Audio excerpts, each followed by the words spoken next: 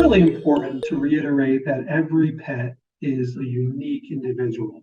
While some cats allow you to touch them and grope them all over, many cats don't like that. You might have noticed if you pet your cat's belly or an area that they don't like or go to trim their nails, you might get a little reaction.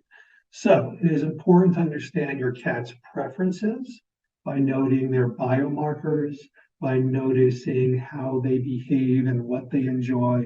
Are they head bunting you? How much interaction and physical touch they enjoy and where they enjoy it. So they will tell you more or less where they want to be pet.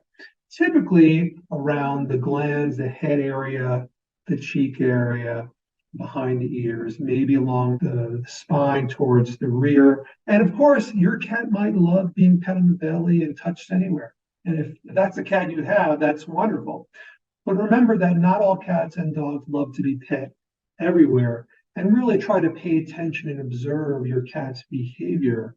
So let them tell you where they love to be touched and where they're not so fond of it. And also the amount of pressure you use and the speed of your strokes. These all play a part in the cat's enjoyment and interaction with their humans.